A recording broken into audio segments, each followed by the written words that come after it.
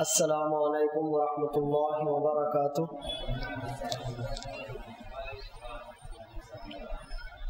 ان الحمد للہ نحمده ونستعینه ونستغفره ونعوذ باللہ من شرور انفسنا ومن سیئات اعمالنا من يهده الله فلا مضل له ومن يضلل فلا هادي له وأشهد أن لا إله إلا الله وحده لا شريك له وأشهد أن محمدا عبده ورسوله أما بعد فإن خير الحديث كتاب الله وخير الهدي هدي محمد صلى الله عليه وسلم وشر الأمور محدثاتها وكل محدثة بدعة وكل بدعة ضلالة وكل ضلالة في النار فأعوذ بالله من الشيطان الرجيم بسم الله الرحمن الرحيم يا أيها الذين آمنوا اتقوا الله حق تقاته ولا تموتن إلا وأنتم مسلمون يا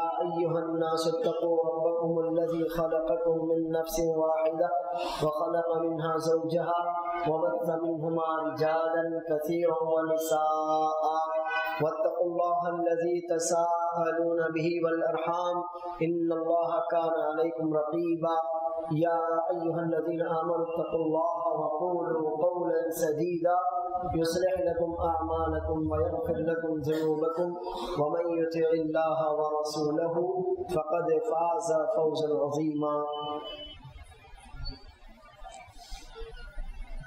محترم حاضرین، بزرگوں، نوجوانوں، معصوم بچوں اور باوقار پردہ نشین ماں اور بہنوں اور بیٹیوں، الحمدللہ قرآن کریم کے تربیتی پہلو آج ہمارے اس سلسلے وار درس کا 5واں ہفتہ ہے، یعنی 5واں اتوار ہے کہ انشاءاللہ ہم ایک ساتھ جمع ہوئے ہیں اور اس سلسلے کو اللہ کی توفیق سے آگے بڑھانے والے ہیں۔ الحمدللہ اس کے پہلے کے ہفتوں میں ہم نے قرآن کریم کی تربیت کے 4 پہلو آپ کے سامنے رکھے ہیں۔ قرآن کریم کی تربیت کی کئی خصوصیات ہیں۔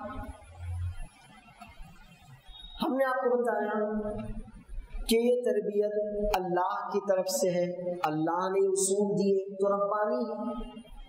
کیسی ہے یہ؟ ربانی، رب کی جانب سے ہے۔ پھر ہم نے بتایا کہ یہ شمول، اس میں تمام انسانوں کو ہر زمانے، ہر علاقے، ہر رنگ، ہر نسل کے انسانوں اور انسانوں کے ماتحت جنوں کو بھی شامل کر لیا گیا، کسی کو چھوڑا نہیں گیا۔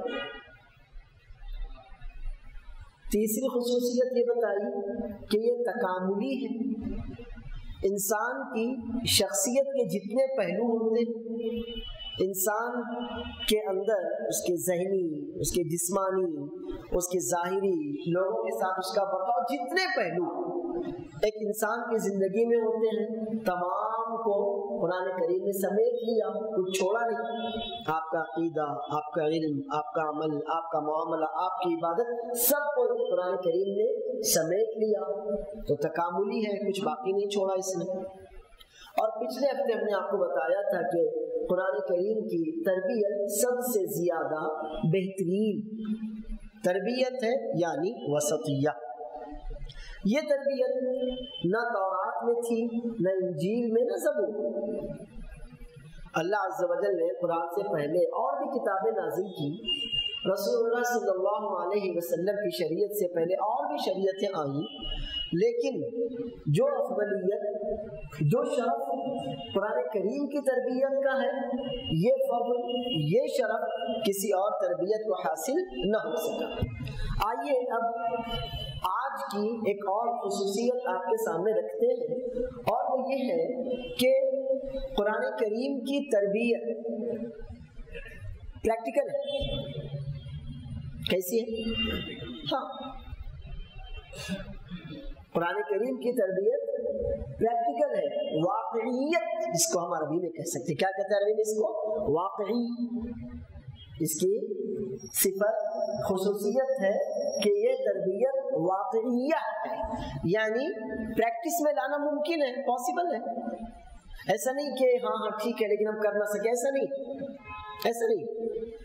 قرآن کریم آپ سے ہرگز یہ نہیں چاہتا کہ آپ بالکل پرفیکٹ بنے، نہیں، وہ آپ سے نہیں ہو سکتا. وہ انبیاء کے ذات جو پرفیکٹ تھی. قرآن کریم یہ نہیں کہتا کہ آپ کا ہر ایک کام ایکوریٹ ہو.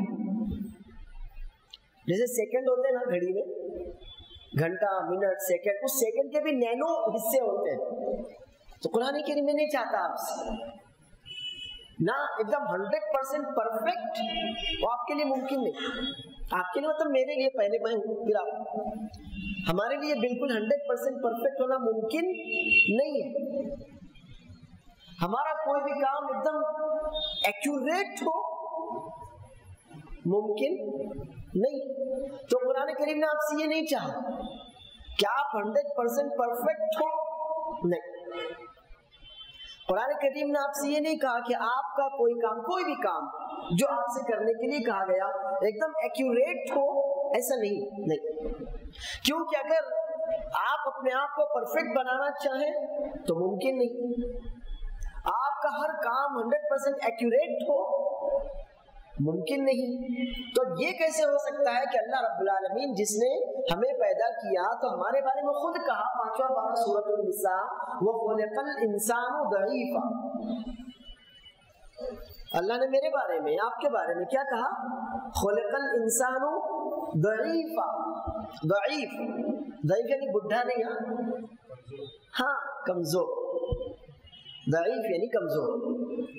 اللہ نے فرمایا کہ انسان کی جو فطرت ہے، انسان کی جو طبیعت ہے، انسان کا دماغ، انسان کا ذہن، انسان کا جسم، یہ کمزور ہے.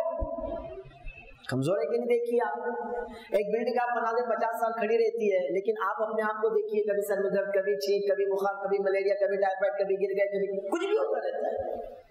کبھی خوش ہے، کبھی دکھی ہے، کبھی کسی سے راضی ہوئے، ناراض ہو گئے، کبھی کسی کوئی بات اچھی لگی، کبھی کسی کی بات پر غصہ آ گیا، کبھی آپ کوئی بات برداشت کر گئے، اپنے اوپر کنٹرول کیا، کبھی برداشت نہ کر سکے، بے قابو ہو گئے. تو یہ جو آپ کی کیفیات، صفات، آپ کا مزاج، آپ کی طبیعت، آپ کی فطرت بدلتی رہتی ہے نا، اسی کو کمزور کہتے ہیں. اور دنیا کا کوئی بھی انسان آپ پائیں گے کہ اس میں یہ کمزوری ہے. یہ فطری کمزوری ہر انسان میں لازمی طور سے، یعنی اگر آپ یہ چاہیں کہ کوئی انسان ایسا ہو جس میں یہ کمزوری نہ ہو تو ممکن نہیں ہے. دوسرے کو تو جانے دیجیے، آپ اگر اپنے آپ کو بنانا چاہیں تو بھی ممکن نہیں ہے. جب کوئی تکلیف پہنچے گی تو آپ کو دکھ ہوگا، جب کوئی نعمت ملے گی تو آپ کو خوشی ہوگی. تو یہ آپ کی فطرت ہے. آپ سوچیں کہ نہیں کتنی نعمت ملے میں خوش نہ ہوں، ایسا نہیں ہو سکتا. آپ سوچیں کتنا بھی بڑا غم، دکھ اللہ نہ کرے آ جائے تو میں دکھی نہ ہوں، ایسا نہیں ہو سکتا. یہ آپ کی فطرت کا حصہ ہے اور آپ اپنی فطرت سے نہیں بھاگ سکتے. یہ فیان الٹا گھوم سکتا ہے لیکن آپ اپنی فطرت سے بغاوت نہیں کر سکتے. نہیں. تو اب یہ کیسے ممکن ہے کہ جس اللہ نے مجھ کو اور آپ کو پیدا کیا، اور جب پیدا کیا ہمیں جو طبیعت دی، جو فطرت دی، جو مزاج دیا، اس کو بتایا کہ میں نے کیسا دیا. یہ مزاج کمزور ہے. اس کو ہماری اردو زبان میں کہتے ہیں گھڑی میں تولا گھڑی میں ماشا، یعنی ادھر بھی کبھی اپنے اوپر قابو رکھے، کبھی نہ بھی رکھے، کبھی خوش ہو، کبھی غمگین، کبھی سکھی ہو، کبھی دکھی، کبھی آپ سے دوستی، کبھی اس سے دوستی، کبھی اس سے دشمنی. کبھی یہ ساری چیزیں انسان کی فطرت کی کمزوری ظاہر کرتی ہیں. اور یہ بھی کہ انسان اپنی ذات میں اکیلا کامل نہیں ہوتا، اس کو بہت سے لوگ مل کر مکمل کرتے ہیں. آپ کا دین بھی تو آپ کی بیوی مکمل کرتی ہے نا، آپ کا ایمان بھی کون مکمل کرتا ہے؟ آپ کی بیوی مکمل کرتی ہے. مطلب یہ ہوا کہ آپ اپنی ذات میں کامل ہیں بھی نہیں. تو آپ کے اندر یہ ساری کمزوریاں اللہ کی طرف سے ہیں. اب جب ایک چیز کے اندر کمزوری ہو تو پرفیکٹ ہوگی. اگر ہوگی تو ہاں بولو نا، اللہ نے دی نا زبان، بولو میری بات. اگر آپ اس سے راضی ہیں تو ہاں جی جی آپ صحیح کہہ رہے ہیں، اور نہیں تو آپ کے شک آپ غلط کہہ رہے ہیں. صحیح ہے نا؟ اگر کوئی چیز بنیادی طور پر کمزور ہو اور ہم کو اس کے کمزور ویک پوائنٹ معلوم ہے ہم کو اس میں کیا ویک پوائنٹ ہے، کہاں کمزوری ہے، کہاں نزاکت ہے، کہاں نقص ہے، کہاں عیب ہے، ہم کو معلوم ہے، تو پھر یہ سوچنا کہ وہ پرفیکٹ ہوگی، صحیح ہے نا؟ نہیں ہوگی نا وہ پرفیکٹ، کیونکہ اس میں کمزوری ہے. اچھا پھر اب جو چیز خود پرفیکٹ نہ ہو اس کا کام بھی ایکوریٹ نہیں ہو سکتا، کچھ نہ کچھ تو پرابلم آئے گا اس میں. صحیح ہے نا یہ بات؟ جی. اب آگے چلیں. تو قرآن کریم نے ہماری جو تربیت کی یہ 100% ایکوریٹ پرفیکٹ بنانے کے لیے نہیں ہے، آپ کو اونچا اٹھانے کے لیے، بس کیا کرنے کے لیے؟ ہاں، کیونکہ جہاں تک پرفیکشن ہے وہ تو انبیاء کی بات تھی. کس کی بات تھی؟ ہاں، جہاں پر ایکوریسی کا سوال ہے تو انبیاء کی ذات کا خاصہ تھی بھائی، وہ میرے اور آپ کے بس کی بات نہیں ہے. سمجھ میں آئی نا بات؟ جی ہاں. اب چونکہ انبیاء کا معاملہ الگ ہے، ہم اس کو اپنے اوپر تو قیاس نہیں کر سکتے نا، ان کا معاملہ بہت اونچا ہوتا ہے.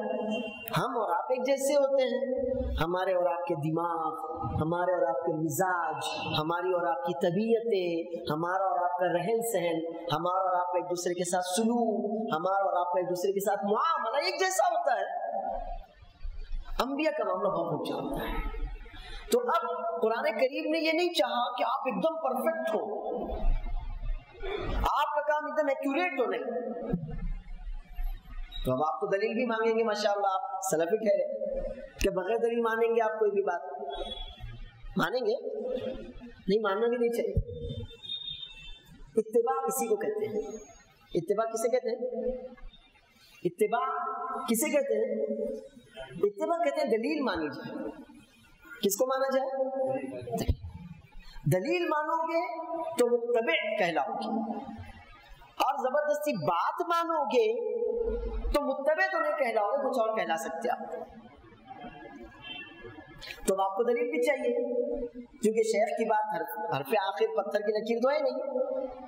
میں صحیح بھی بول سکتا ہوں، غلط بھی، سچ بھی، جھوٹ بھی، میں انسان ہوں. تو آپ میری بات مت مانیے، مجھ سے دلیل مانگیے. تو مانیں گے دلیل؟ ہاں، دلیل آپ کے سامنے ہے. وہ آیت جو دلیل آپ کی ہے وہ آپ کو یاد ہے. یہاں ماشاءاللہ میرے سامنے جتنے میرے بھائی، میرے بزرگ، میرے دوست، میرے بچے جو بھی بیٹھے ہیں، آپ میں سے 70% کو دلیل یاد ہے. ہاں ماشاءاللہ، اللہ برکت دے آپ کو، ماشاءاللہ زبردست. سورہ بقرہ کی آخری آیت، جی سنائیے وہ کیا ہے؟ ماشاءاللہ. لیکن بالکل اللہ تعالیٰ آپ کے علم میں اضافہ کرے، آپ کو برکت دے، اور سب کے علم میں اضافہ ہو، آمین. سورہ بقرہ کی آخری آیت، آیت نمبر 286، تیسرا پارہ، 8واں رکوع. ربنا لا یکلف اللہ نفسا الا وسعها. تکلیف، دیکھیے ایک بات یاد رکھیے، عربی میں یا قرآن اور سنت کی جو اصطلاح ہے، ٹرمز ہے نا، ان میں تکلیف کا مطلب وہ تکلیف نہیں جو اردو والی تکلیف ہوتی ہے. اردو میں تکلیف کا مطلب مصیبت، پریشانی. اردو میں کہتے ہیں شیخ آپ کو تکلیف ہوئی، بھائی آپ کو تکلیف ہوئی، تو تکلیف کا مطلب پریشانی ہوئی آپ کو، آفت، مصیبت. لیکن قرآن کریم اور سنت مطہرہ کے ٹرمز میں، اصطلاح میں، تکلیف کا مطلب ذمہ داری ہوتا ہے. کیا ہوتا ہے؟ ہاں، کوئی کام آپ کے اوپر عائد کرنا، آپ سے کسی کام کا مطالبہ کرنا، آپ کے اوپر کسی کام کو فرض کرنا، آپ کو کوئی ذمہ داری دینا، آپ کو کسی کام کا پابند کرنا، یہ تکلیف کہلاتا ہے. تو اس اعتبار سے میں اور آپ مکلف ہیں. کیا ہیں؟ مکلف، یعنی اللہ کی شریعت کے پابند.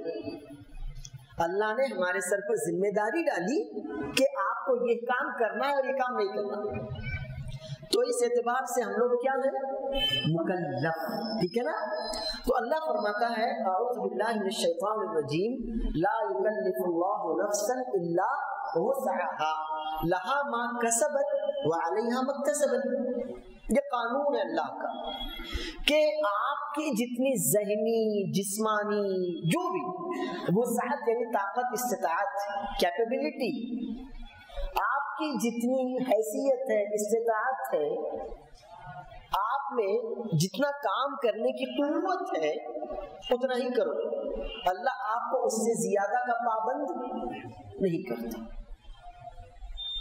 آسان سی مثال، اللہ عز و جل نے مجھ کو آپ کو اچھا جسم دیا، اچھی صحت دی، تو فرض نماز کھڑے رہ کر پڑھنا ضروری ہے. اگر ہم میں سے کوئی بندہ ماشاءاللہ سب یہاں اچھا سب کو اچھا رکھے، جو تکلیف نہ اللہ کی تکلیف دور کرے. اب ہم میں سے کوئی آدمی یہ کہے کہ نہیں فرض نماز میں تو بیٹھ کر پڑھوں گا، تو فتویٰ ہوگا کہ نہیں بھائی آپ کے لیے جائز نہیں. اگر آپ پھر بھی پڑھتے ہیں تو آپ کی وہ نماز نہیں. ٹھیک ہے نا، کلیئر.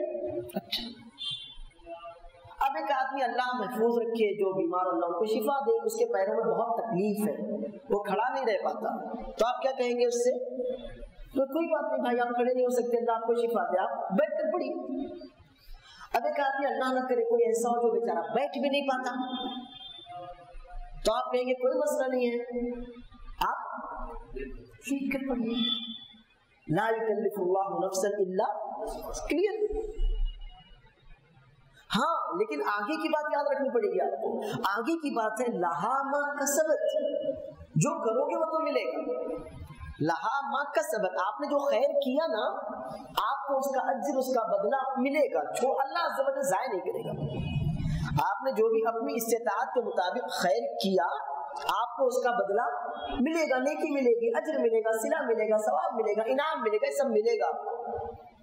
ہاں لیکن اس کا الٹا بھی ہے، وَعَلَيْهَا مَكْتَسَبَتْ، اور جو آپ نے گناہ کیا نا تو اس کا وبال بھی، کیونکہ اللہ نے آپ سے بالکل یہ نہیں کہا 100% چاہیے مجھ کو، نہیں اتنا نہیں چاہیے، لیکن اپنی طاقت بھر تو کرو نا. اللہ نے جتنا دیا اتنا تو کرو نا. اب اتنا کرو گے تو اجر ملے گا، اور اتنا بھی نہیں کرو گے تو پھر ایک آدمی بیٹھ کر نماز پڑھ سکتا تھا، پھر بھی نہیں بیٹھا، کہا نہیں میں نہیں، تو اب تو گناہ ملے گا نا. اللہ نے کہا بھائی میں تجھے کہا تھا بیٹھ کے پڑھ، کیوں نہیں پڑھا؟ چل ٹھیک، نہیں بیٹھ سکتا تھا لیٹ کے پڑھ، پھر بھی کیوں نہیں پڑھا؟ ٹھیک ہے نا. تو اگر آپ نے نیکی کی اپنی استطاعت کے مطابق تو اللہ آپ کو نوازے گا، اور استطاعت ہونے کے باوجود آپ نے نیکی نہیں کی یا گناہ کیا آپ نے، تو پھر اس کا وبال بھی آپ کے اوپر ہوگا. لیکن اس میں بھی اللہ کا فضل دیکھیے، آپ دھیان دیجیے. قرآن کریم کو اصل میں نا سمجھنا بہت ضروری ہے. قرآن کریم کو سمجھنا یہ ڈاکٹر کا نسخہ نہیں ہے کہ صرف کیمسٹ سمجھ سکتا ہے، ایسا نہیں ہے. ڈاکٹر کا نسخہ کون سمجھتا ہے لکھا ہوا؟ بلکہ اگر 2 سال کے بعد ڈاکٹر کے پاس لے جاؤ گے تو وہ خود بھی نہیں سمجھ سکے گا میں کیا لکھا تھا. تو ڈاکٹر کا جو لکھا ہوا ہوتا ہے نا، وہ صرف وہ کیمسٹ سمجھتا ہے، فارماسسٹ کہہ لیجیے، میڈیکل اسٹور والا کہہ دیجیے، وہی سمجھتا ہے. لیکن قرآن کریم یہ ڈاکٹر کا لکھا ہوا نسخہ نہیں ہے. سمجھ رہے ہیں میری بات؟ اس کو ہم اور آپ سمجھ سکتے ہیں. کون سمجھ سکتا ہے؟ سمجھنا ضروری ہے نا، لیکن سمجھنا ضروری. اچھا سمجھیں گے کیسے؟ کچھ تو اصول چاہیے نا. تو کلیئر قرآن کریم سمجھنے کے لیے آپ کو صحابہ کرام رضی اللہ عنہ کا معنی جاننا پڑے گا. بس ختم. قرآن کریم کس پر نازل ہوا؟ کس کے سامنے نازل ہوا؟ کس کی موجودگی میں نازل ہوا؟ کن کی زندگیوں میں نازل ہوا؟ کنہوں نے اس پر عمل کیا؟ ختم. تو قرآن کریم مجھ کو آپ کو سمجھنا ہے، اس کے بغیر تو چارہ نہیں، اس کے بغیر چارہ. ٹھیک ہے، لیکن سمجھنا کیسے؟ کچھ تو اصول چاہیے نا. کیا میں کیسے بھی سمجھ لوں اس کو، جس نے جیسا سمجھایا ویسا سمجھ لوں اس کو؟ نہیں، ویسا نہیں ہے. آپ کو اپنے، آپ سلفی ہیں نا، سلف کے بغیر تو چارہ نہیں نا. دامن تو سلف کا پکڑنا پڑے گا نا آپ کو. آپ سلفی ہیں تو دامن تو انہیں کا پکڑنا پڑے گا آپ کو. اور ہمارے سلف تو صحابہ کرام ہیں، بس باقی کی سب ان کے بعد ہے. رسول اللہ صلی اللہ علیہ وسلم کے لیے جنہوں نے اپنی جانیں، اپنے مال، اپنی زندگیاں سب قربان کر دی، جنہوں نے اس دین کو دنیا کے کونے کونے تک پہنچایا، ہمارے سلف کون ہیں؟ وہی صحابہ کرام ہیں. ان کے بعد والے تو سب بعد میں، درجہ بدرجہ، سب کا درجہ اپنی جگہ. تو ہم کو قرآن کریم سمجھنا ہے، لیکن قرآن کریم سمجھنا اپنے دماغ سے نہیں. صحابہ کرام رضی اللہ عنہم، سلف کہہ لیجیے آپ، سلف کے طریق پر، سلف کے منہج پر ہم کو قرآن کو سمجھنا ہے، سنت کو سمجھنا ہے، اور اسی طرح عمل کی کوشش یاد رکھیے لفظ، اسی طرح عمل کی کوشش کرنا ہے. اب یہاں دیکھیے قرآن کریم جو سمجھنے کی بات تھی اس پر دھیان دیجیے. اللہ نے کیا کہا؟ لہا ما کسبت، جو بھی آپ نے اپنی استطاعت کے بقدر کیا آپ کو اس کا ثواب ملا. لیکن آگے وعلیہا مکتسبت، آپ نے جو گناہ کیا نا اس کا وبال پھر کس پر جائے گا؟ آپ ہی کے اوپر جائے گا. تو اللہ عز و جل جو انسانی فطرت سے واقف ہے، کیونکہ وہ خالق ہے، اس سے مجھے جو جسم دیا تو فطرت کے ساتھ دیا نا. ایسا تو نہیں نا کہ جسم اللہ نے دیا فطرت میں نے کمایا، ایسا تو نہیں ہے نا. نہیں، اللہ نے جو جسم دیا وہ مجھے میری قوتوں کے ساتھ، میری کمزوری کے ساتھ، میری طبیعت کے ساتھ، میری فطرت کے ساتھ، میرے مزاج کے ساتھ مجھ کو ملا. تو اللہ عز و جل خالق ہے، مالک ہے، جانتا ہے. تو آگے کی آیت پر دھیان دیجئے، ربنا لا تؤاخذنا، ختم. گناہ ہو گیا نا آپ سے تو گناہ کا وبال ہوا نا، ربنا لا تؤاخذنا، اللہ معاف کر دینا، ختم ہوگی نا بات. یہ ہے جو قرآن کریم کی آیتیں ایک دوسری سے سب، جیسے یہ میری ہڈیاں، میرا گوشت ایک دوسرے سے جڑا ہوا ہے نا، بیچ میں گیپ نہیں ہے. اس میں بیچ میں گیپ دکھتا آپ کو؟ اپنی ہڈیاں دیکھو تو ذرا، اپنا گوشت دیکھو، بیچ میں گیپ ہے کیا؟ نہیں نا، سب جڑا ہوا ہے. یہ ساری رگیں ایک دوسری سے کیسی ہیں؟ جڑی ہوئی ہیں. اگر بیچ میں کوئی رگ کاٹ دو تو کیسا رہے گا؟ آپ اللہ نہ کرے کسی کی ہاتھ کی رگ ایک کاٹ دو گے، کیا فرق پڑتا ہے؟ فرق پڑے گا کہ نہیں پڑے گا؟ پیر کی رگ کاٹ دو، فرق پڑے گا یا نہیں پڑے گا؟ تو قرآن کریم کی آیات، قرآن کریم کی آیتوں کے جملے سب ایسے جڑے ہیں جیسے ہمارے جسم کی رگیں جڑی ہیں، بلکہ اس سے بھی زیادہ مضبوطی کے ساتھ. تو اللہ نے فرمایا وعلیہا مکتسبت، غلطی کیا نا گناہ ملے گا، اور اب اللہ معاف کر دے نا. سمجھ رہے ہیں بات؟ ربنا لا تؤاخذنا ان نسینا واخطانا، اللہ بھول گئے، اللہ غلطی ہو گئی تو معاف کر دے. ربنا ولا تحمل علينا اصرا كما حملته على الذين من قبلنا، اللہ ہم سے پہلوں کی جو زندگیاں تھی، شریعتیں تھی، تھوڑی سخت تھی. ہم سے پہلے لوگوں کی جو شریعت تھی، جو قوانین تھے، وہ تھوڑے کیسے تھے؟ سخت تھے. مگر ہمارے اوپر تو ایسی سختی مت کر. ربنا ولا تحملنا ما لا طاقت لنا به، جن کاموں کی ہم کو طاقت نہیں، ایسے کاموں کا بوجھ بھی تو ہمارے اوپر مت ڈال. واعف عنا، معاف کر دے، واغفر لنا، بخش دے، وارحمنا، تو رب پر رحم فرما. انت مولانا، تجھے چھوڑ کر کہیں جا نہیں سکتے. مولا یعنی مددگار، سرپرست، حامی، محافظ. مولا کئی معنی میں آتا ہے. تو یہ ہمارا مددگار ہے، سرپرست ہے، ولی ہے، والی ہے، ہمارا محافظ ہے، ہمارا نگران ہے، ہمارا نگہبان ہے، سب کچھ تو ہی ہمارا ہے. تجھے چھوڑ کر کہاں جائیں گے؟ فانصرنا علی القوم الکافرین، بہت ستایا انہوں نے، تو اب ان کے خلاف ہماری مدد کر، ان کافروں ظالموں کے خلاف تو ہماری مدد کر. یہ ایک آیت ٹھیک ہے. اس میں جو ہمارے اس آج کے اصول کی دلیل ہے وہ یہ ہے لا یکلف اللہ نفسا الا وسعها. دوسری دلیل ربنا لا تؤاخذنا ان نسینا او اخطأنا. تیسری دلیل ربنا ولا تحمل علينا اصرا كما حملته على الذين من قبلنا.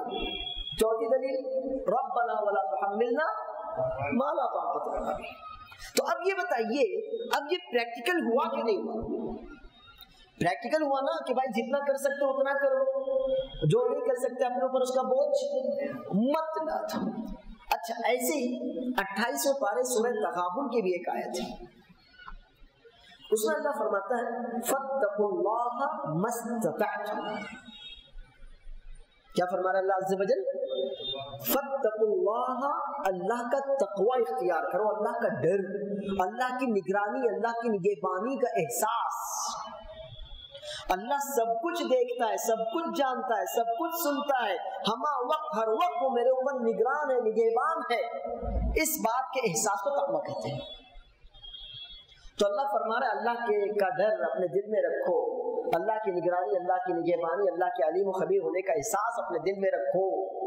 کتنا؟ لیکن مستطاعت، اس معاملے میں بھی کتنا؟ جتنی تمہاری طاقت ہو، استطاعت ہو۔ تو یہ قرآن کریم کی تربیت ہے کہ قرآن کریم کی تربیت ہر انسان کے لیے پریکٹیکل، ہر انسان کے لیے پریکٹیکل ہے۔ اللہ عز و جل یہ نہیں چاہتا کہ آپ کا کام 100% ہو، نہیں، لیکن جتنا آپ میں دم ہے، جتنی استطاعت ہے، جتنی آپ کی حیثیت ہے، اتنا ہونا چاہیے کہ نہیں ہونا چاہیے۔ اس کی مثال صحیح بخاری اور صحیح مسلم کی ایک روایت ہے، اللہ کے رسول صلی اللہ علیہ وسلم نے صحابہ کرام رضی اللہ عنہم اجمعین کو مخاطب کر کے فرمایا، ایھا الناس ان اللہ قد فرض علیکم الحج فحجوا۔ چوتھے پارے کے پہلے ہی صفحے کی آیت ہے، وَلِلَّهِ عَلَى النَّاسِ حِجُّ الْبَيْتِ مَنِ اسْتَطَاعَ إِلَيْهِ سَبِيلًا، لوگوں پر، یعنی مسلمانوں پر اللہ کے گھر کا حج کرنا فرض ہے، لیکن کس کے لیے؟ جس میں وہاں تک جانے کی، حج کرنے کی طاقت ہو، استطاعت ہو۔ ایسے اس صاحب استطاعت لوگوں پر اللہ کے گھر کا حج فرض ہے۔ تو اللہ کے رسول صلی اللہ علیہ وسلم نے لوگوں کو جمع کیا اور کہا، لوگوں، اللہ نے تمہارے اوپر حج فرض کیا ہے تو حج کرو۔ کیا فرمایا آپ نے؟ اللہ نے تمہارے اوپر حج فرض کیا ہے تو حج کرو۔ ایک صحابی اقرع بن حابس رضی اللہ عنہ کھڑے ہوئے اور کہا، افی کل عام یا رسول اللہ، اللہ کے رسول صلی اللہ علیہ وسلم کیا ہر سال حج کرنا ہے؟ نبی کریم صلی اللہ علیہ وسلم خاموش، انہوں نے دیکھا کوئی جواب نہیں ملا تو پھر پوچھا، افی کل عام یا رسول اللہ صلی اللہ علیہ وسلم، اللہ کے رسول صلی اللہ علیہ وسلم کیا ہر سال حج کرنا ہے؟ نبی مکرم صلی اللہ علیہ وسلم پھر خاموش، انہوں نے پھر پوچھا، افی کل عام یا رسول اللہ صلی اللہ علیہ وسلم، اللہ کے رسول صلی اللہ علیہ وسلم کیا ہر سال حج کرنا ہے؟ تب نبی کریم صلی اللہ علیہ وسلم نے فرمایا، لو قلت نعم لوجبت ضروری ما ترکتکم فإنما أهلك من كان قبلكم بكثرة سؤالهم واختلافهم على أنبيائهم فإذا أمرتكم بأمر فأتوا منه ما استطعتم وَإِذَا نَهَيْتُكُمْ عَنْ شَيْءٍ فَاجْتَنِبُوهُ۔ یہ پورے الفاظ صحیح مسلم کی روایت کے ہیں، ورنہ یہ حدیث صحیح بخاری صحیح مسلم دونوں کتابوں میں۔ تو نبی کریم صلی اللہ علیہ وسلم نے اس کے بعد فرمایا، جب تک میں چپ رہوں نا تو زبردستی کونے دو، بال کی کھال، اگر میں ہاں کہہ دیتا لوجبت ولمستطعتم، اگر میں ہاں کہہ دیتا تو تمہارے اوپر ہر سال حج کرنا فرض ہو جاتا اور پھر تم اس کی طاقت۔ اس لیے جب تک میں نے کچھ کرنے کو کہا تو چپ چاپ جتنا ہوتا ہے اتنا کر لو۔ اور سنو، تم سے پہلے والے ہلاک ہوئے، ان کی بہت سی غلطیاں اور کوتاہیاں تھیں، ان میں سے غلطی یہ تھی کہ وہ اپنے انبیاء سے سوالات تو بہت کرتے تھے، سوال در سوال، سوال در سوال، لیکن اتنا ہی زیادہ کثرت سے اختلاف بھی کرتے تھے۔ انبیاء نے کچھ کہا اور ایسا کیوں نہیں، ایسا ہونا چاہیے تھا، ایسا کیوں نہیں، اچھا ایسا کیوں ہے، ایسا بھی ہو سکتا تھا۔ تو تم سے پہلے والے جو ہلاک ہوئے سوالات بہت کرتے تھے اور ویسے ہی اختلاف بھی بہت کرتے تھے۔ جب میں تمہیں کسی کام کا حکم دوں تو جتنی استطاعت ہے اتنا کرو۔ کتنا؟ جب میں تمہیں کسی کام کا حکم دوں تو جتنی استطاعت ہے اتنا کرو، اور جب کسی کام سے منع کر دوں تو یہ آپ نے قرآن کریم کی دلیلیں دیکھی اور نبی صلی اللہ علیہ وسلم کی حدیث مبارکہ بھی آپ نے دیکھی. کیا سمجھ میں آیا؟ کیا سمجھے آپ؟ اس درس کا پورا خلاصہ اگر میں آپ سے پوچھوں تو آپ کیا بتائیں گے؟